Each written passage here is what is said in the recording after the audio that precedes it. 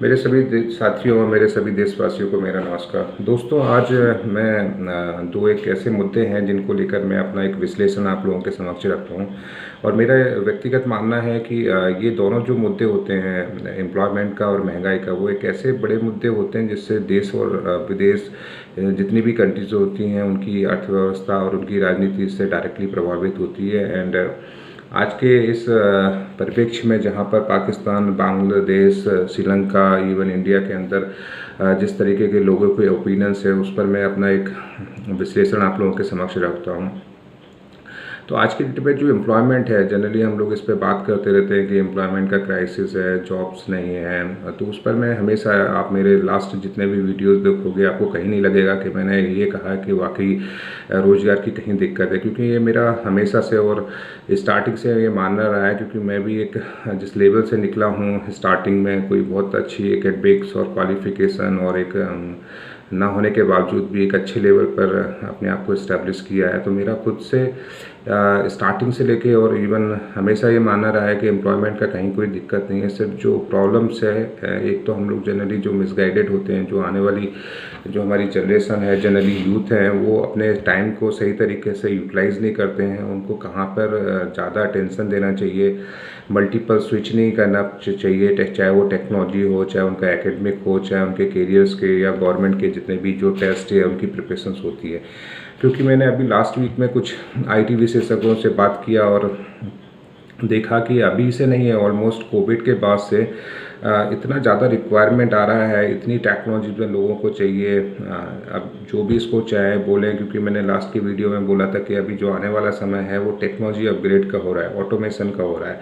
आज की डेट में चाहे वो यूरोप हो, चाहे यूएस हो, चाहे जो भी डेवलपमेंट कंट्रीज़ हों, उन लोगों को समझ में आ गया है कि कोविड के बाद अगर उनको अपने बिजनेस को सेव करना है, सिक्योर करना है, तो कहीं ना कहीं उनको डिजिटल प्लेटफॉर्म में आना पड़ेगा। और कंप्यूटर और आईटी एक ऐसा जरिया है जिसके थ्रू वो अपने बिज़नेस को ऑटोमेट कर सकते हैं। तो वो काफ़ी हाईली अपने सिस्टम को ऑटोमेट कर रहे हैं। मैं ये नहीं बोलूँगा कि उनके पास पहले से सिस्टम नहीं थे, उनके पास बहुत अच्छे अच्छे सिस्टम थे, उन्होंने काफ़ी अच्छे मॉड्यूल्स ले रखे हैं। जैसे कहता हूँ ना कि टेक्नोलॉजी में हमेशा अपग्रेड आते रहते हैं, फीचर्स आते रहते हैं। जैसे आज के फेसबुक को देखो और आज से 10 साल पहले के फेसबुक को जब स्टार्ट हुआ था, अगर आप देखेंगे तो उसमें बहुत कुछ चेंजेस आएंगे, कुछ नए फीचर्स आ गए हैं, फ्लेक्सिबिलिटी आ गई है, फास्ट हो गया है, प्रॉम्प्ट हो गया। सिमिलरली आप व्हाट्सएप को देखो या कोई भी किसी भी चीज़ को आप कंपेयर करो, तो मेरा ये मानना है कि उनके जितने भी बिजनेस थे, हमें लगता था कभी, क्योंकि मैं खुद भी एक आईटी प्रोफेशनल रहा हूँ, तो मुझे हमेशा ही लगता था कि नहीं, एक लेवल के बाद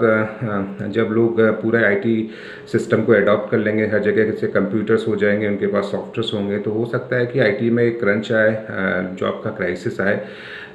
बट उस टाइम भी मैंने कभी ऐसा सोचा नहीं था कि जितने भी ये सॉफ्टवेयर्स होंगे, जितने भी ये पैचेस होंगे, ये आए दिन टेक्नोलॉजी के साथ अडॉप्ट होंगे। तो अभी जो मेरा स्ट्रांगली जो बिलीव है ऑटोमेशन को लेके, और ऑटोमेशन मैं ये नहीं कह रहा हूँ कि सिर्फ आईटी के अंदर होता है, अक्रॉस द सारे जो भी डोमेन है, चाहे वो आपका इलेक्ट्रिकल हो, चाहे मैकेनिकल हो, चाहे इंफ्रास्ट्रक्चर हो, चाहे ऑटोमोबाइल्स हो, हर जगह ऑटोमेशन चल रहा है। आप अगर इलेक्ट्रिकल व्हीकल की आप जैसे बात करें, तो पहले के जो ट्रेडिशनली जो व्हीकल थे और आज के जो व्हीकल्स आ रहे हैं, हाइब्रिड्स कार आ रही हैं, हाइब्रिड बाइक्स जो डेवलपमेंट चल रहा है, तो जो इनोवेशन है, जो डेवलपमेंट है, वो हर जगह से चल रहा है। तो मेरा स्ट्रांगली बिलीफ है कि आप कहीं पे ये मत सोचें कि इवन मैंने काफ़ी पेरेंट्स को देखा है कि वो अपने बच्चों के प्रति काफ़ी कॉन्शियस रहते हैं कि पता नहीं उनको प्रॉस्पेक्ट होगा नहीं होगा, कहाँ जाएगा, क्या करेगा। तो उनको कुछ भी डरने की, जो इवन कुछ बच्चों को मैंने देखा है कि वो एकेडमिक करने के बाद इतने ज़्यादा कि कैसे करेंगे, क्या करेंगे, कहाँ जाना है, कैसे कोई रास्ते नहीं है। तो आज आपके पास बहुत अच्छे साधन्स हैं। इवन मैं कहूँगा कि सबसे बड़ी जो चीज़ है, आज आपके पास यूट्यूब है, आप आज उसके पास गूगल है, जहाँ पे आप कोई भी चीज़ को, टेक्नोलॉजीज़ को, इवन मैं नहीं कहूँगा, क्योंकि हमारे टाइम में तो एक ऑफलाइन हमारी क्लासेस चलती रहती है, क्योंकि हमें कोचिंग्स में जाना पड़ता था, पढ़ना पड़ता था। अगर वो मिस हो गया तो हमारे पास कोई ऑप्शन नहीं रहते थे। कभी कभी हम जाते थे 1 से 2 किलोमीटर अपने घर से बाहर और देखते थे कि चलो टीचर की तबीयत सही नहीं है, कुछ भी नहीं। तो क्योंकि उस टाइम कुछ ऐसा मीडिया नहीं था जिससे हमें पता पड़ पाए कि नहीं आज का कैंसिल हो गया क्लास, अब ये कल होगा। बट आज की डेट में हम अपने समय को काफ़ी बचा सकते हैं, क्योंकि टेक्नोलॉजी ने हमें बहुत ज़्यादा सपोर्ट किया है। तो मेरा जो भी नई आने वाली जो जनरेशन है, जो कहीं ना कहीं पे रोज़गार के प्रति ज़्यादा कॉन्शियस होती है, तो उनको मेरा यही सजेशन रहेगा कि आप जो भी सेक्टर चूज़ करें, हर सेक्टर्स के अंदर बहुत सारे पोटेंशियल्स हैं, बट स्टार्टिंग में आपको थोड़ा सा प्रूफ करना पड़ेगा। आज जो आईटी में हम देख रहे हैं, आईटी में बहुत सारी टेक्नोलॉजीज़ हैं। हर टेक्नोलॉजीज़ के अंदर अगर मैं जावा बोलूँ तो उसके अंदर जैसे माइक्रो सर्विसेज आ गए, जावा फुल स्टैक डेवलप आ गया, डॉट नेट है, डॉट नेट के अंदर भी काफ़ी इनोवेशंस आ गए हैं, एमबीसी आया है, एमबीसी के बाद पूरा वो क्लाउड पे शिफ्ट हो रहा है, डेवऑप्स पे माइग्रेशन चल रहा है। चाहे एसएपी की बोलूँ तो पूरा एसएपी उन्होंने पूरा क्लाउड पे लेके गए हैं, हाना के साथ में इंटीग्रेट किया है। तो मतलब जो भी आपकी टेक्नोलॉजीज़ हैं, आप सोचें कि जो ट्रेडिशनल अप्रोच को लेके या ट्रेडिशनली टेक्नोलॉजी को लेके आप कुछ कर पाएंगे तो वो पॉसिबल नहीं है। दूसरा मेरा ये है कि आजकल की जो आईटी कंपनीज़ हैं उनमें मतलब बहुत लार्ज स्केल पे हायरिंग हो रहा है, और उनका जो बेस्ट जो प्रेफरेंस है वो बेसिकली फ्रेशर्स है, क्योंकि फ्रेशर्स का उनका मानना है कि वो डिवोशन उनका अच्छा रहता है, लर्नर्स बहुत अच्छे रहते हैं, और किसी भी प्रोजेक्ट में इन्वॉल्व होते हैं तो वो थोड़ा सा एक इन डेप्थ जाते हैं, क्योंकि जैसे जैसे कोई बंदा सीनियर होता रहता है उसका मैनेजमेंट के प्रति या उतना उसका प्रोजेक्ट के प्रति मतलब उतना टाइम कभी कभी वो लोग नहीं दे पाते हैं, क्योंकि वो मल्टीपल चीज़ में इन्वॉल्व होते हैं। और जो फ्रेशर्स होते हैं उनका क्या होता है कि एक बार समझने के बाद उसको काफ़ी अच्छी तरीके से उसको एग्जीक्यूट करते हैं एंड बहुत ज़्यादा एक्साइटेड रहते हैं। तो फ्रेशर्स का बहुत ज़्यादा डिमांड है, फ्रेशर्स की बहुत ज़्यादा कंपनीज़ में डिमांड है और रिस्पेक्ट है, लोग वो चाहते हैं, बट उनको एक तरह से ट्रेंड फ्रेशर्स चाहिए। मतलब वो ऐसा नहीं चाहिए कि जो मेरे लास्ट के आप वीडियोस देखोगे तो मैंने हमेशा बोला है कि आप कभी भी डिग्रीज बटोरने के प्रति मत रहें, चाहे आप कितना भी अच्छा मास्टर्स ले लें, चाहे आप बैचलर ले लें, पीएचडी होल्डर ले लें, क्योंकि हर जगह जो होता है वो स्किल की डिमांड होती है। आपका जो हुनर होता है, आपकी जो टेक्निकल कैपेबिलिटीज़ है, उस पर आपको जॉब मिलेगा। आप सोचो कि नहीं आपने एक अच्छे इंस्टीट्यूट से या अच्छे कॉलेज से कहीं पे डिग्री कर लिया और आप सोचो कि नहीं मुझे बहुत अच्छा मिले, तो वो पॉसिबल नहीं है। तो आप कोई भी एक टेक्नोलॉजीज़ को चूज़ करें जहाँ पे आपको लगता है, और जो हमेशा मैं थोड़ा सा बोलता रहता हूँ कि थोड़ा पेशेंस बहुत ज़रूरी है। आप सोचो कि इमीडिएटली नहीं, उसमें पढ़ना पड़ेगा, बिकॉज अभी दिक्कत क्या हो रहा है कि इवन मैं अगर फ्रेशर्स से मैं बात करता हूँ, कभी कभी उनके क्वेश्चंस आते हैं तो मैं उनको यही बोलता हूँ कि नहीं आपको खुद पता है, इवन वो जानते हैं इस चीज़ को कि जॉब का कहीं नहीं, इतनी हायरिंग चल रही हर जगह,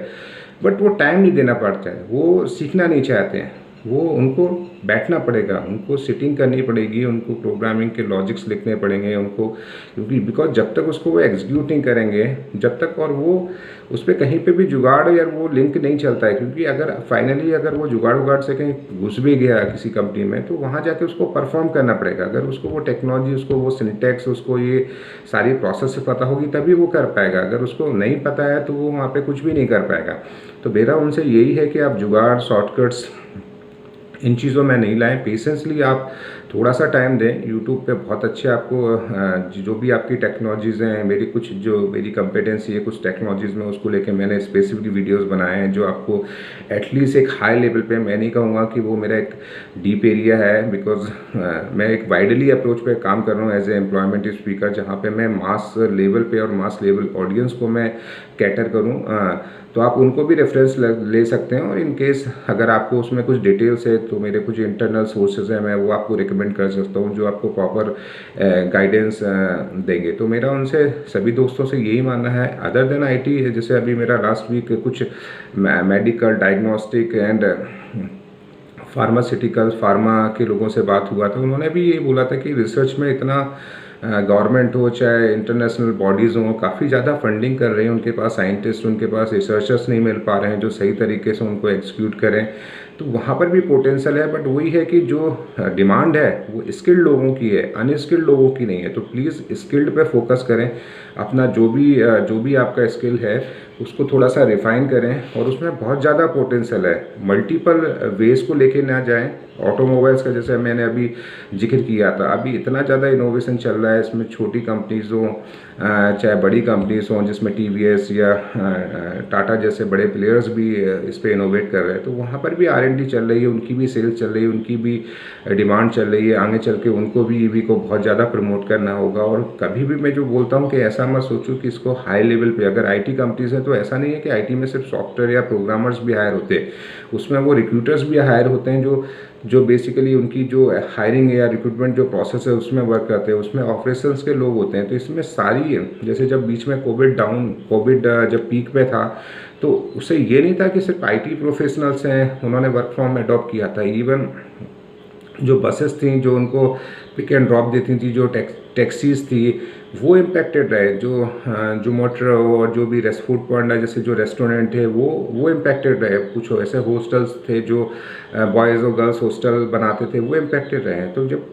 टेक्नोलॉजी में मैं ये कहूँगा कि हर जगह पोटेंशियल है। ये नहीं है कि आप, मेरा जो कहना है कि ऐसा नहीं कि आप टेक्नोलॉजी के सराउंडेड बहुत सारे ऐसे रूल्स होते हैं, बहुत सारे ऐसे एक्टिव कह सकता हूँ कि बिजनेस मॉडल्स होते हैं जहाँ पर आप फोकस कर सकते हैं और अपना करियर बना सकते हैं। तो मेरा दोस्तों सभी से है, अगर इन विषय पे आपको अगर कुछ और एडवाइस लेनी है, डिटेल लेनी है, तो प्लीज़ इस पर कमेंट करें। एंड ये इस वीडियो को आप ज़्यादा से ज़्यादा लाइक और सब्सक्राइब करके जो भी मिसगाइडेड या जिस तरीके से जो थोड़ा लोग वरी हो रहे हैं एम्प्लॉयमेंट से रिलेटेड, तो उनको भेजो, तो उनको एक कॉन्फिडेंस आए। ऑब्वियसली महंगाई भी काफ़ी एक सेंसिटिव मुद्दा है, बट महंगाई को अगर हम एम्प्लॉयमेंट से जोड़ देंगे, कितनी भी अगर महंगाई हो, बट अगर हमारे पास एम्प्लॉयमेंट है, हमारे पास रोजगार है, तो हम कहीं ना कहीं महंगाई को हम कुछ हद तक, बट महंगाई है वो हम जनरली गवर्नमेंट या कोई भी नहीं चाहता है कि कोई भी चीज़ को कॉस्टली करे। जब उसका इंफ्रास्ट्रक्चर महंगा होगा, जब उसका पेट्रोल और डीजल का कॉस्ट महंगा होगा, तो ऑब्वियसली महंगाई बढ़ेगी। तो आज के डेट में मैंने काफ़ी, जैसे मैं एम्प्लॉयमेंट स्पीकर या मैं जहाँ पे भी स्पीच देता रहता हूँ, तो बहुत सारे ऐसे प्रश्न आते हैं, क्वेश्चंस आते हैं, जहाँ पर मैं क्योंकि अगर मैं उन चीज़ों का आंसर दूँ और मुझे लगता है कि उसमें काफ़ी टाइम लगेगा, तो मेरा जनरली ये रहता है कि मैं उस मुद्दों को काफ़ी मतलब एड्रेस करता हूँ, और उस पर जब भी मुझे कुछ टाइम मिलता है तो मैं एक ऐसा वीडियो या कुछ ऐसा बना देता हूँ, सो दैट उसका प्रॉपर आंसर मिल जाए। तो मेरा इस वीडियो देखने के लिए आप सभी लोगों का धन्यवाद। एंड प्लीज़ मोटिवेट करें, सो दैट मैं आने वाले समय में इससे रिलेटेड कुछ और अच्छे वीडियो आप लोगों को बनाऊँ। Thanks for watching my channel. जय हिंद, जय भारत।